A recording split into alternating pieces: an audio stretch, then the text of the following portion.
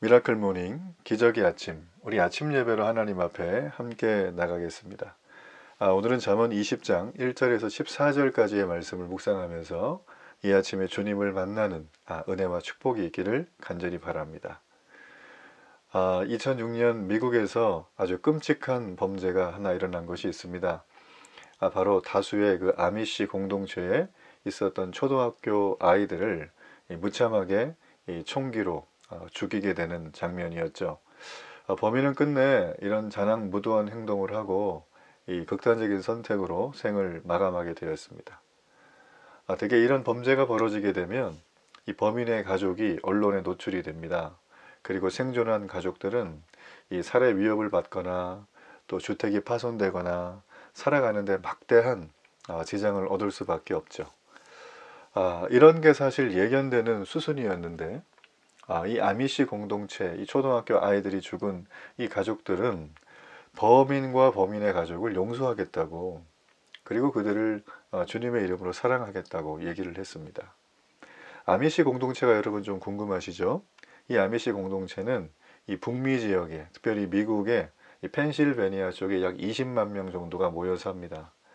이들은 17세기에 이 침례교 스타일의 그들은 문명의 이기를 쓰지 않고 전기를 또 쓰지 않고 이 남자들은 수염을 기르고 여자들은 머리를 두 걸레로 닦는 굉장히 이 북유럽풍의 이 경건한 삶을 살고자 그들이 모여서 이 집단으로 거주하는 공동체를 말합니다. 자, 이런 공동체에서 이런 총기 난사 사건이 났을 때 많은 사람들이 가슴이 아파했죠. 여기에 전화가 있었다면. 물론 긴급 전화는 한 대 정도는 있습니다. 아주 정말 너무나 긴급한 상황에. 그렇지만 이런 상황이 되었을 때, 이런 일이 벌어지고 나서 일각에서는 이 아미시 공동체의 생활 방식에 대해서 문제 제기를 하고, 이거는 이 부모들이나 선대의 선택이 지금의 아이들에게까지 영향을 주는 건 이건 좀 부당한 일이 아닐까. 그들에게도 선택의 자유를 줘야 한다. 이런 말도 많이 있었고요. 그렇지만 정말 중요한 것은 이 아미시 공동체가 보여줬던 정말 뜻밖의 용서와 이 범인과 범인 가족에 대한 주님의 사랑을 얘기했다라는 것입니다. 전 세계가 이 장면을 보고 충격에 빠집니다. 어떻게 이렇게 이들은 정말 이 용서와 사랑을 말로만이 아니라 실제로 자신의 사랑하는 자녀가, 우리 이웃이 죽는 걸 목격했으면서도 할 수 있을까? 수많은 사람들은 이걸 보면서 우리에게도 아직 희망이 있나 보다. 우리에게도 아직 살아날 수 있는, 다시 일어날 미래에 대한 소망이 보인다. 이런 말들이 굉장히 많았죠. 그렇습니다. 이 용서라는 말은 굉장히 우리가 사회적으로 봐도 그렇고 개인의 정서적으로 봐도 그렇고 이 건강한 정체성을 가지고 있는 사람이 할 수 있는 일이죠. 그래서 용서를 하려면 이런 건강한 정체성을 가진 사람이 해야 하는데, 할 수 있는데, 이런 건강한 정체성을 성경은 뭐라고 얘기하냐면 자기를 부인하는 성품이라는 거예요. 우리가 살고 있는 문화는 자기를 부인하는 성품인가요? 예. 아미시 공동체에 일어난 이 끔찍한 너무나 안타까운 사건, 여기까지 가지 않더라도 내게 조금만 위해가 오거나 약간의 불이익만 당해도 굉장히 이 급격한 분노를 내는 것이 요즘 사회에 너무나 가슴 아픈 모습이 아닌가, 이런 생각을 하게 되어집니다. 우리가 대표적으로 알 수 있는 건 늘 우리가 자동차를 타고 다니죠. 김 기사가 운전하는 52인승 큰 자동차나 아니면 박 기사가 운전하시는 몇백 명을 수용하는 긴 철길 위에 달리는 자동차나 아니면 내가 운전하는 자동차나, 여하튼 간에 우리는 이 자동차, 운송수단을 늘 타고 이동을 하는 아주 익숙한 도시에 살고 있습니다. 그러다 보니까 우리는 어떻게 되나요?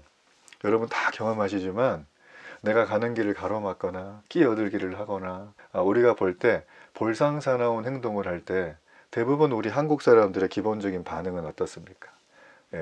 의식의 흐름에 따라 뇌를 거치지 않고 바로 뭐가 탁 튀어나오죠. 분노라고 표현이 될 수가 있습니다.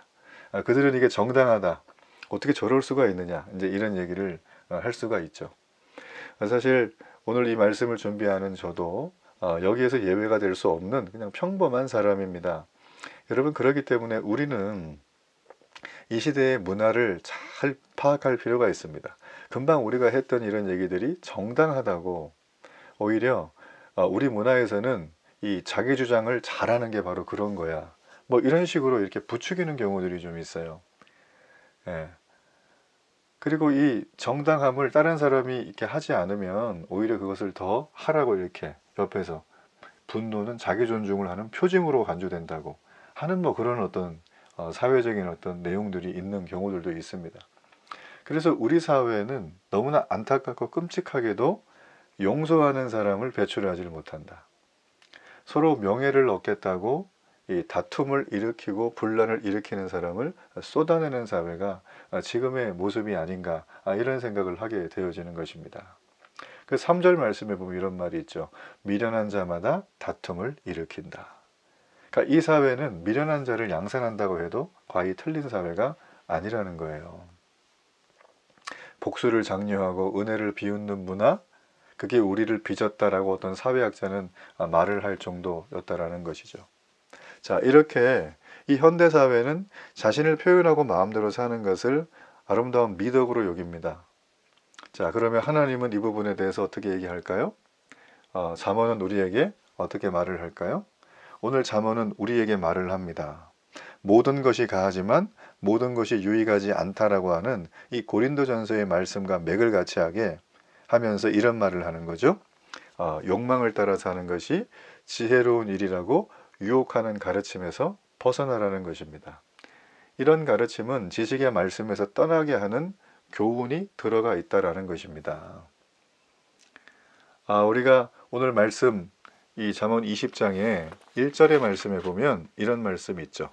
포도주는 거만하게 하는 것이요 독주는 떠들게 하는 것이라. 이에 미혹되는 자마다 지혜가 없다. 이렇게 되어져 있어요.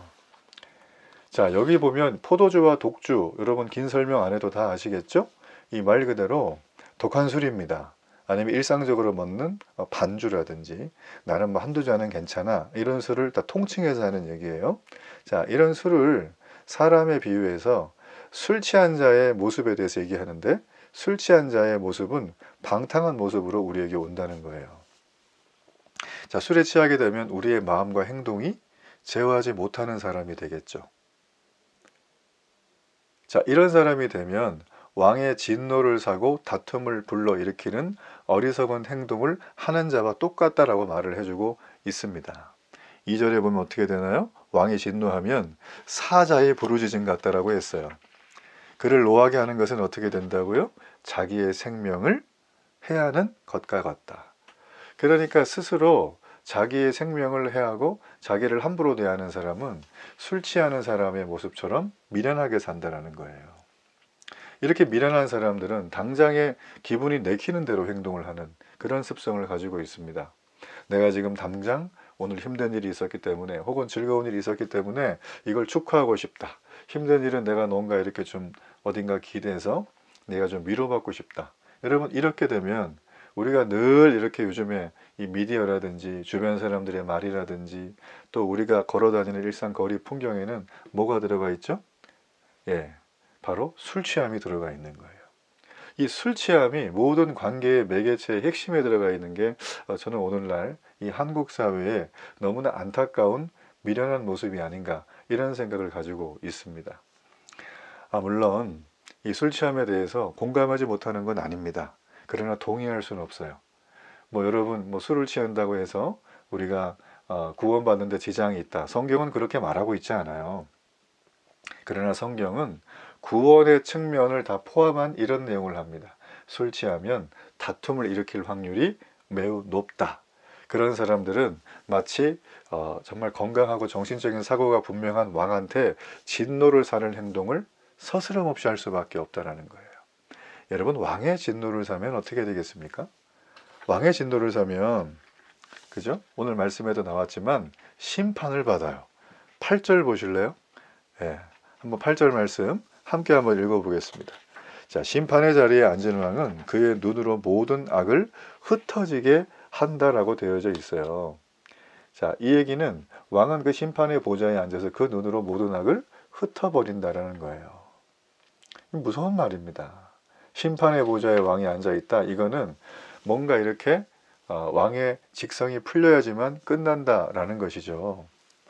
여러분, 그렇기 때문에 우리가 내 마음대로 자기 멋대로 살면 어떻게 되는가? 여러분, 이걸 살아봐야지 안다는 것은 미련한 사람이라는 것입니다. 우리가 가보지 않아도 분명히 아는 길들이 있죠. 우리가 뭐 먹는 걸 좋아한다고 예를 들자면 날마다 기름지고 칼로리 높고 그리고 뭐 몸에 좋은 것들은 전혀 먹지 않고 이 정크푸드를 일상처럼 먹고 살면 몸이 어떻게 될까요? 첫째는 비만해집니다. 그렇겠죠. 둘째는 이 비만으로 인하여서 각종 몸에 이상 신호가 오죠. 자, 그렇게 되었을 때 몸을 다시 제자리로 돌리려 그러면 내가 즐거운 마음으로 입에 즐거운 마음으로 먹었던 것들을 전부 다 먹지 않아야 되고 심지어는 아주 내가 먹기 싫어하는 것들을 먹어야 하고 또 혹독한 몸의 건강을 회복하기 위한 피나는 훈련과 과정을 거치지 않으면 우리가 그걸 그대로 내버리면 어떻게 될까요?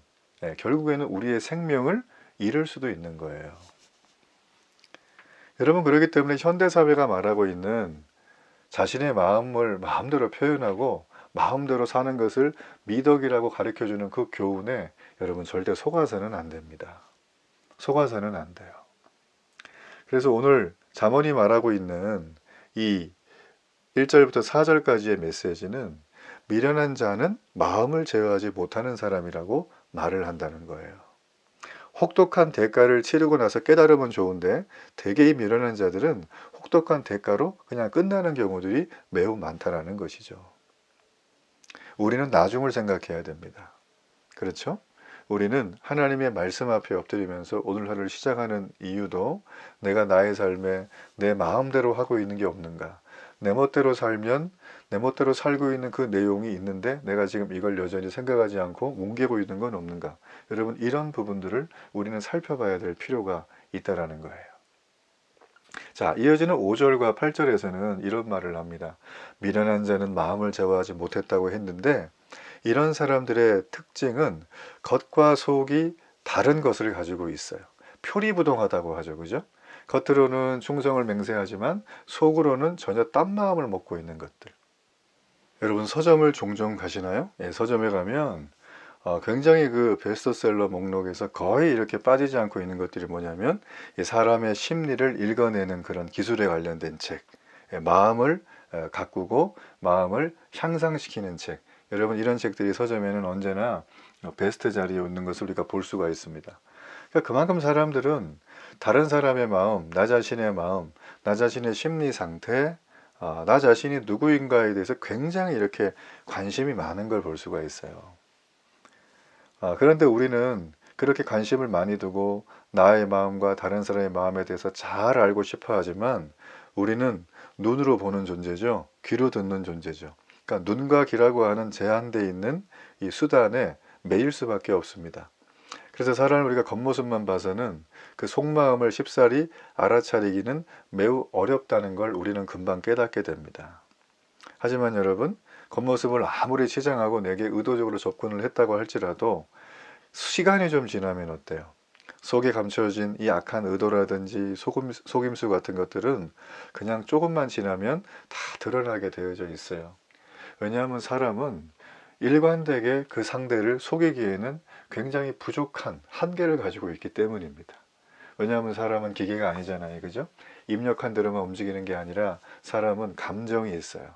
눈빛이 있고 마음의 쓰임이 있고 손발의 행동이 있고 나도 모르게 뇌를 거치지 않고 하는 행동들이 막 튀어나옵니다. 여러분, 이런 걸 볼 때 주변에 있는 사람들이 바보가 아닌 이상 충분히 걸러낼 수 있는 기회가 생긴다는 거죠. 여러분, 그러므로 잠언은 여러 부분에서 지혜와 정직을 함께 표현합니다.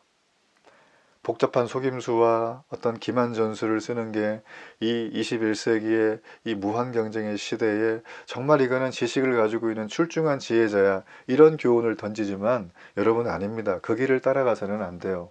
잠언은 아주 고대 근동 지방에 우리가 지금까지 수천 년의 시간 동안 검증된 정직이 바로 최선의 정책이 된다는 걸 우리에게 보여주는 거예요. 여러분 그러기 때문에 일반 사람들처럼 자기 자신을 하나의 상품화를 해서 내 겉모습만을 꾸미기 위해서 지나치게 애쓰는 것들을 그만한다면 여러분은 두 다리 뻗고 오늘 밤에 잠을 잘 잘 수가 있습니다. 불면증 안녕. 누우면 바로 자는 거예요. 아침에 일어날 때 아우 할 일이 많아가 아니라 오늘도 기대되는 설레는 마음으로 일어나게 된다. 여러분 그 비결을, 그 원동력은 무엇일까요? 바로 겉과 속이 다른 사람의 마음에서 여러분은 한쪽을 택하는 거예요. 그 한쪽이 어딜까요? 그 한쪽이 어딜까요? 예, 바로 겉모습을 꾸미는데 지나치게 에너지와 마음과 우리의 미래를 저당 잡히면 안 된다. 여러분 그래서 요즘에 한국에서 유행하는 내용 중에 어머니 날 낳으시고 신사동 김 원장님이 날 빚으시고 이런 말을 우리가 너무나 자주 한다는 거죠. 우리 깜짝 놀랄 때가 있죠. 정말 죄송하지만 이 방송에 나오는 연예인들 중에 정말 아주 깎아지고 빚어진 그런 외모를 가지고 있는 엄마 아빠가 결혼했는데 애들이 전혀 이상하게 생겼어요.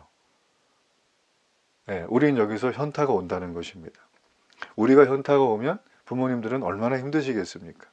전 여러분 이 시대가 이게 어쩌다 한 번 일이 아니라 굉장히 일상적으로 우리 주변에 있다는 것입니다. 제가 예전에 어떤 분을 만났는데 그분은 뭐라 그럴까요? 다 이렇게 뭔가 자수성가를 좀 하신 분이에요. 근데 이 자수성가를 하셨는데 이분은 늘 자기에게 있는 학력의 컴플렉스가 있어요. 자수성가를 했지만 자기는 많이 배우질 못했기 때문에 뭔가 대화를 하다가 몇 마디 지나가면 대화가 더 이상 진전이 안 되는 것들을 자주 경험합니다. 근데 사람들은 와가지고 자기 옆에서 자기가 정말 훌륭하다고 막 잘하고 있다고 이렇게 아부를 떠는 거예요. 이 사람이 아무리 가방끈이 짧아도 그 정도 느낌은 눈치를 차리죠. 그래서 이분이 괘씸하기도 하고 그래도 그들이 해주는 아부에 귀가 솔깃하고 마음이 좀 좋기도 하고 해서 고민하는 모습을 제가 봤다라는 거예요. 그러면서 이런 얘기를 하시더라고요. 내가 지금 이제는 그래도 여유가 있으니까 좀 이렇게 돈을 들여서라도 이렇게 뭐 한 달 만에 받는 학이라도 좀 받아야 되는 거 아니겠습니까? 뭐 아니면 뭐 어디 경력을 쌓기 위해서 놀러 가지만 거기서 연수 잘해가지고 내가 이런 좋은 연수 과정을 통해서 뭔가를 이렇게 이수했다는 걸 보여줘야 되지 않을까요? 그런 얘기를 하더라고요. 여러분 이거는 이 시대의 그릇된 교훈이 그렇게 하는 게 정말 좋은 거예요 라고 하는 그 이 시대의 잘못된 메시지를 그의 마음속에 그냥 그대로 두고 있는 모습입니다. 여러분 이 세상은 전부 다 겉에만 치중을 해요. 겉에. 그죠? 자신의 겉모습을 꾸미는데 너무 많은 시간을 쓰도록 우리에게 강요합니다. 여러분 우리는 사람과 사람이 만났을 때 물론 겉모습이 호감을 주면 굉장히 좋죠. 그러나 그 사람이 입을 여는 순간 좌중을 압도할 만큼 선하고 아름다운 말이 아니라 사람들이 다 귀를 막게 하고 눈을 찌푸리게 하는 그런 말들을 한다면 우리는 다른 사람의 마음은커녕 내 마음도 지키기가 어려움을 알아야 하는 것입니다. 여러분 그러므로 정직한 이 믿음만이 행복을 가져온다는 것을 우리는 잊지 말아야 된다는 거죠. 자, 그래서 여러분 우리는 9절과 12절의 말씀을 좀 한번 봐야 되는데요. 책에 잠깐 보시면 9절 말씀 보세요. 자, 우리 9절 말씀을 함께 한번 읽어볼까요? 함께 읽습니다. 시작. 내가 내 마음을 정하게 하였다. 내 죄를 깨끗하게 하였다 할 자가 누구냐 이런 말을 했어요. 자, 이게 우리말 번역에 보면 누가 내 마음을 순결하게 지켰으니 나는 깨끗하고 죄가 없다라고 말할 수 있겠는가 이렇게 되어져 있습니다. 예. 여러분 감이 좀 오시나요? 예. 여러분 이 말은 어떤 말이냐면 우리는 꾸며진 모습으로 사람들을 만나죠. 또 다른 사람들이 그런 나의 꾸며진 모습에 속아주는 것도 굉장히 익숙합니다. 하지만 이처럼 거짓으로 하나님 앞에 나갈 수는 있지만 이거는 내 착각이에요. 하나님 앞에 나의 꾸며진 모습을 가지고 가서 하나님 내가 이렇습니다 이렇게 보여주면 하나님은 우리의 중심을 보죠. 사무엘상에 보면. 그러니까 하나님은 우리의 진심이 없이 나를 드러내고 내가 하나님 앞에 뭔가 했다 그러고 내가 하나님께 지금 뭐 드렸어요 이런 걸 하면 하나님은 순종이 제사보다 낫다고 하시지 절대 그것을 받질 않습니다. 세상 사람들은 우리가 뭔가 이렇게 인생에 잘 풀리질 않고 실패하고 하는 일마다 꼬이고 그렇게 준비하고 노력했는데 일이 성취가 되지 않는 모습을 바라볼 때 사람들은 우리에게 겉으로 표현은 안 해요. 교양이 있으니까, 그죠? 속으로 어떻게 생각할까요? 아, 쟤랑 엮이면 안 되겠다. 내 인생 꼬인다. 이렇게 생각하면서 우리를 멀리하죠. 그럴 때 우리 마음은 아주 만신창이가 된다. 우리의 마음은 너무 상한다는 거죠. 세상에서 이런 마음을 받아줄 사람은 여러분의 가까운 사람 중에 몇 명이나 되시겠습니까? 여러분의 남편이 그걸 해줍니까? 여러분의 아내가 그걸 해주나요? 해주면 정말 땡큐인데, 그죠? 시간이 지나면 그 해주는 품질이 좀 떨어질 것이다. 통계적으로 볼 때. 여러분의 자녀가 해주나요? 여러분의 부모님이 해주나요? 여러분, 그렇게 해주는 곳들이 그렇게 많지 않습니다.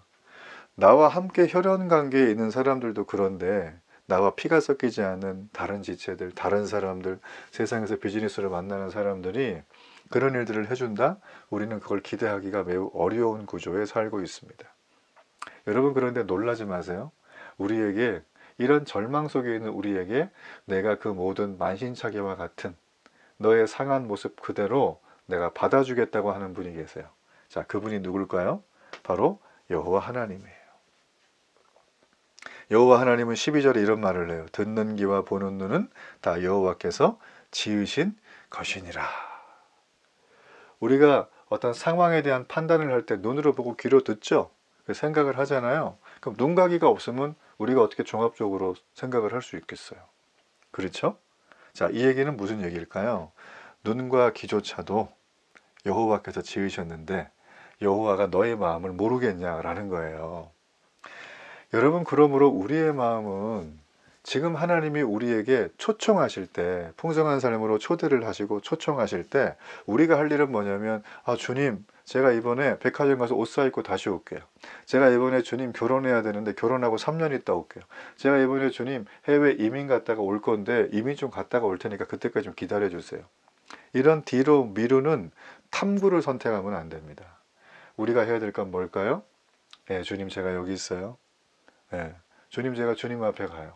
그러면서 주님 앞에 가서, 주님, 내 모습이 지금 상당히 누추하고 내세울 거 하나도 없고 뭐 이거보다 더 나아지기는 앞으로 제 인생에 기대하기 어려울 것 같아요. 그럼에도 주님, 저를 초대해 주셨네요. 너무 감사해요.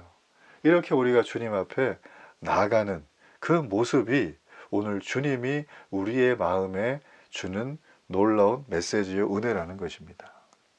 여러분, 그래서 하나님은 사람을 지으시고 보는 눈과 들리는 귀까지 지으신 하나님이시기 때문에 우리의 마음을 절대 모르시지 않아요.